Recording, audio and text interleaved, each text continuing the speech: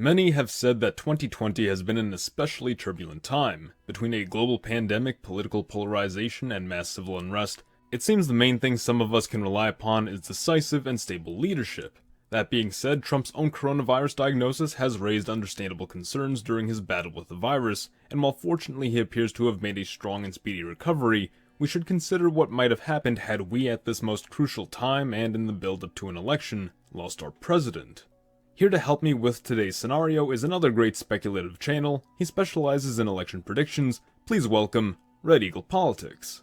Hello everyone. So today's scenario focuses on what would have happened if Donald Trump's COVID situation actually worsened and he ended up dying. Thankfully he is okay, but what would have happened if things took a turn for the worst? So we do know that the 25th Amendment would have to have been exercised, and Mike Pence likely would have assumed control of the presidency. After President Trump's death, a presidential funeral would have occurred, and Mike Pence would have been inaugurated in the East Room of the White House, similar to how Gerald Ford was, and most people and most politicians would have lamented the loss of President Trump, whether they were on the right or whether they were on the left. However, there were many people on social media on the left who were attacking the president and laughing at his death, saying that they did not care, which made them look bad in the public's eye. From this point forward, a lot of the media attacks would have been dead on the water that were levied at the Trump-Pence administration. Mike Pence would have came out of it with a higher approval rating than before, and Mike Pence would have debated Biden a couple weeks after, and he would have taken Trump's place in the third debate. I do believe Mike Pence would have defeated Joe Biden in the third debate. His contrast from Trump as a more reserved individual has proven him to be a fairly effective debater, and we know that he would have likely been able to make Joe Biden stumble a couple of times. After that, Mike Pence probably would have selected Nikki Haley for VP. Many people have speculated that if Donald Trump was ever to ditch Pence, he would have ditched him for Nikki Haley. Nikki Haley would have made some more conservative people in the party upset, especially the populists, because she is viewed as more of a neoconservative in that regard. However, in terms of the larger electorate, it probably would not have made a difference. Pence may have lost a little bit in the rural areas, especially in places like Michigan, partially because of him being a little bit less protectionist than Donald Trump on the issue of trade. However, he would have made up the gains in the suburbs with former Republicans who may not have liked Trump's tone in the past. And again, polls have shown this to be true. They've shown a closer ball game in a Pence-Biden scenario than what they show right now in a Trump-Biden scenario. I do believe that Mike Pence would have won the election with the 2016 map, adding Minnesota, New Hampshire, and Nevada, and narrowly winning the popular vote based on doing better in the suburbs, particularly in the southern states of Florida, in the state of Georgia, and the state of Texas, and the state of Arizona. Pence also would have likely done a lot better in the state of Utah, based on the fact that a lot of Mormons who may not have been down with Trump would have been a little bit more apt to vote for Mike Pence.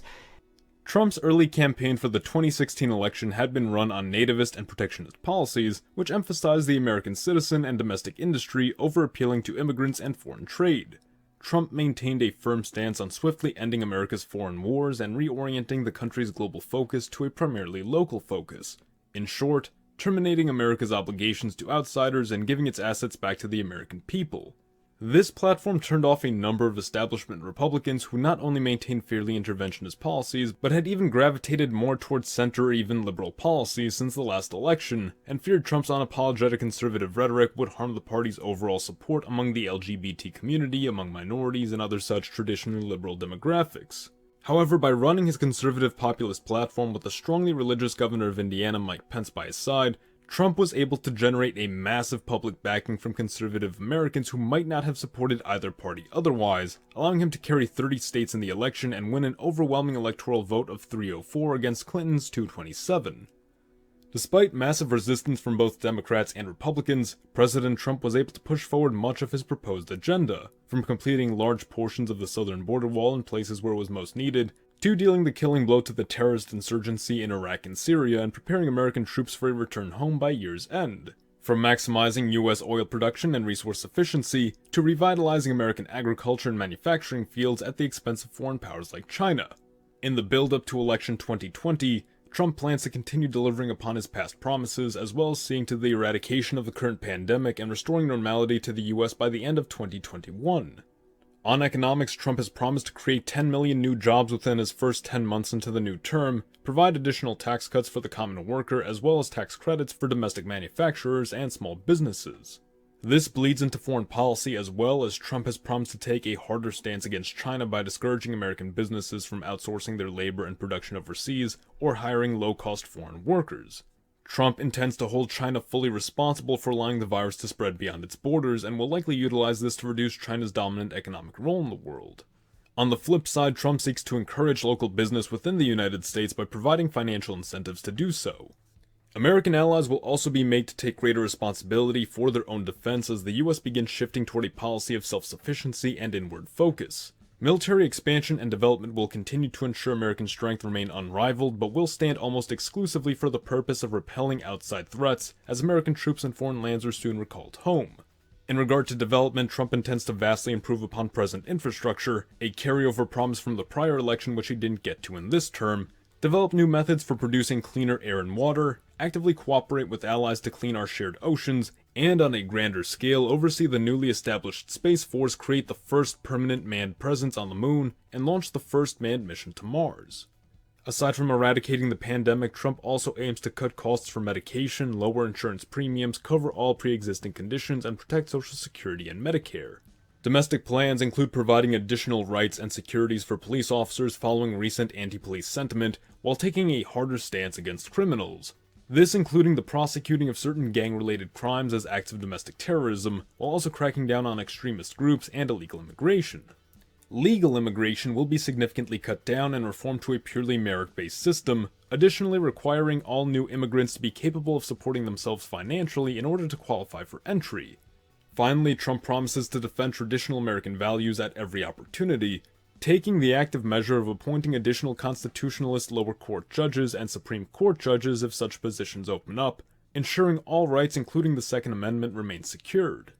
Choice of education will also be expanded for American families, not merely limiting children to the public curriculum, and as for said public curriculum, reforms will be made to teach from a perspective of American exceptionalism via the 1776 Commission, so as to foster in every student a sense of national pride and patriotism.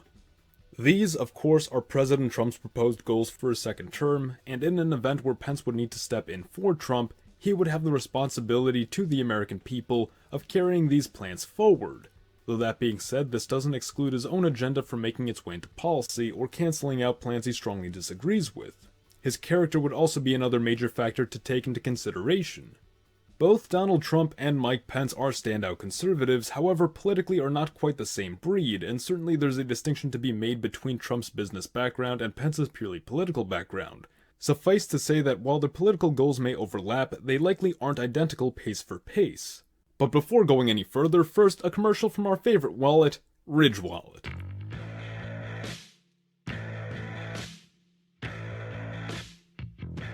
If you had to choose between a clunky old minivan and a sleek, stylish new sports car, which would it be?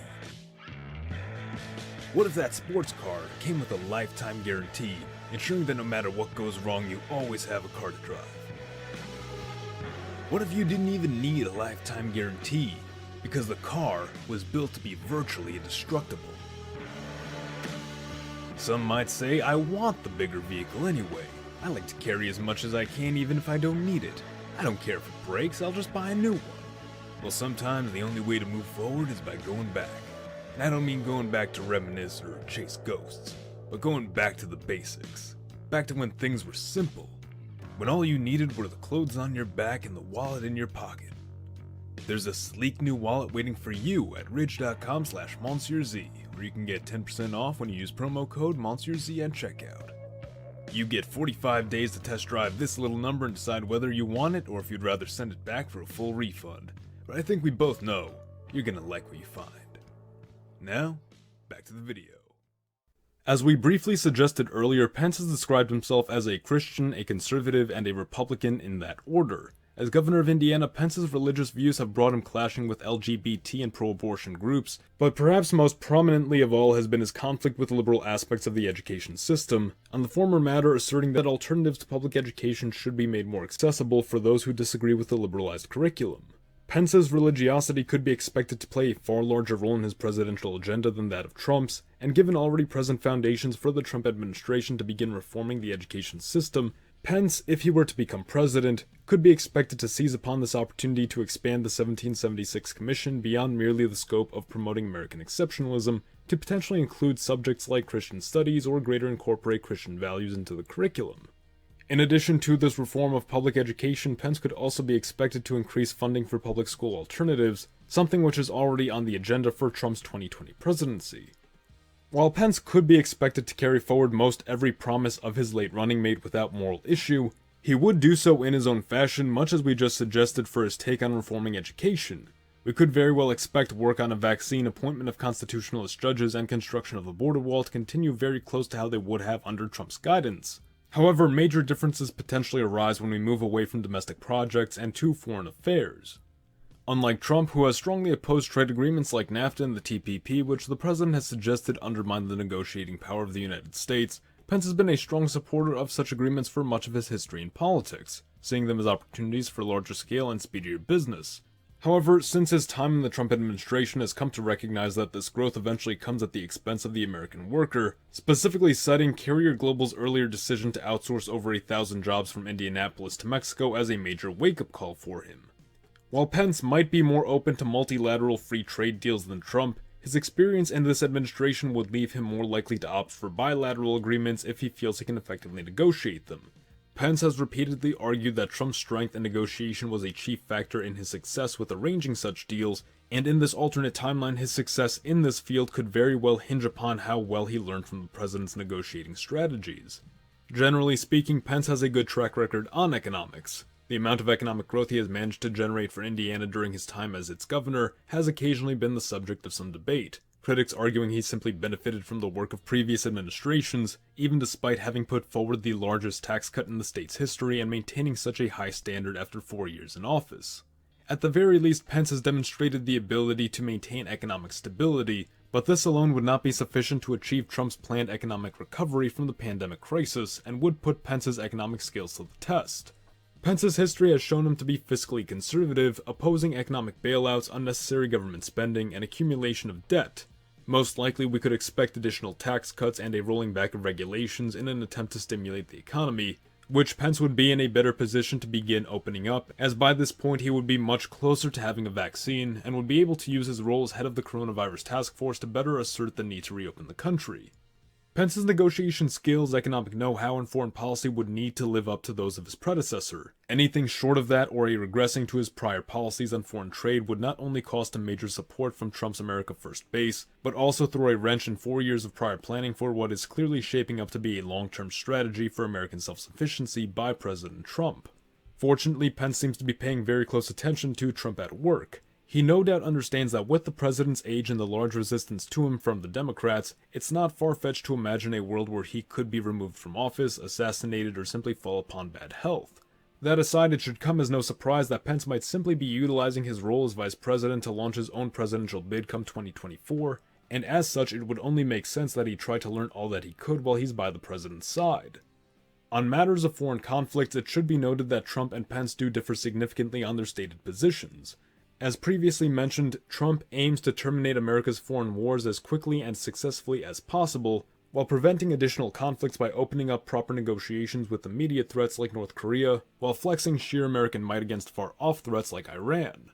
Pence, on the other hand, has a long history of supporting American interventions across the Middle East against threats to both the US and Israel, and with his most likely running mate being Nikki Haley, who has expressed no hesitation in the US using its military might to bring its enemies into line, it's possible that a Pence presidency could see military action undertaken, perhaps in Venezuela so as to resolve the ongoing conflict there, or against Iran if tensions continue to escalate. Given Pence would be serving on Trump's promise to end foreign wars, justification to begin such a conflict would need to be significant enough to be considered a potential threat to national security or the security of a close ally, namely Israel or South Korea. This return to interventionism would seriously hurt Pence's re-election if it became a long drawn-out war with little gain for the American people. Where Pence might regain that lost America First support is in his perhaps even firmer position on immigration than President Trump. Pence has historically criticized the policy of birthright citizenship, which he asserts as having been abused and exploited by illegal immigrants to achieve citizenship status for one of their children, and later using that child to deter their own deportation. During his time in Congress, Pence put forward a bill which would limit birthright citizenship to those with at least one parent who is an American citizen or an active service member. As president, Pence could be expected to revive this proposal as an expansion to Trump's already proposed immigration reforms. Depending upon how far he intends to take this policy, he could also include a retroactive measure which would make all adult citizens born to illegal immigrant parents non-citizen nationals, and thus ineligible to vote, cutting out a potentially large base of Democrat support in following elections.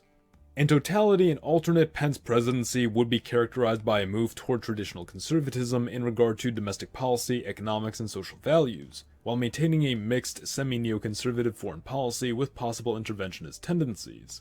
Pence has long supported what he calls a return to values, and we'd see this permeate virtually every level of American society from the schools to the courts. In the case of the latter, it's important to note that all current conservative Supreme Court justices are or have been members of the Federalist Society, a constitutionalist organization which emphasizes a strict reading of the Constitution as it would have been understood at the time written, not as it might be construed by modern perspective, the goal being to prevent a degrading of the constitutional meaning by reinterpretation after reinterpretation.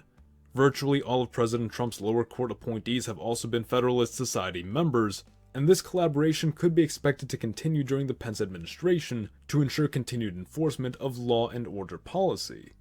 While it's been suggested that Pence, given his stance against abortion, might seek to overturn Roe v. Wade with the support of Trump's newly appointed judges, the Trump administration has been working to allow states greater authority to support or defund clinics which might provide these services. That being said, Pence is likely to be satisfied leaving this as a state-by-state matter, though it doesn't rule out the possibility that more large-scale action might be taken against abortion providers. Given his fiscal conservatism, Pence might be more inclined to make changes to the Social Security and Medicaid programs, much as he had proposed some years ago. However, for the sake of honoring Trump's promise to protect these programs, may leave them untouched during this term and campaign on potentially privatizing or reforming the programs when he runs for his next term. The success of which would wholly depend upon his own effectiveness in filling the role President Trump would have left behind. Pence's perhaps most memorable achievement, and the promise which would cement his support from moderates in the following election, would be successful establishment of Trump's proposed moon base and the first manned mission to Mars. A truly monumental achievement that would earn him praise from across the political spectrum. If we assume Pence is successful in delivering upon Trump's promises, his re-election could almost be assured.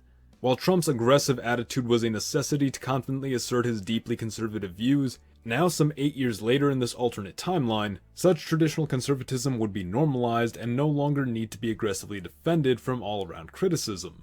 Pence, with his more stoic and composed demeanor, would be able to win over moderates and other voters who might have otherwise been put off by Trump's personality but now saw firsthand the effects of this kind of administration, and could confidently support it if even only for its economics, its stance on immigration, or social issues, as the potentially frightening radical edge of these issues would have now been adapted to. And that is where I'll end this video for now. The US of Z thanks you for watching. Support your legion by liking the video, or join our ranks by subscribing for more. Mr. Z, out.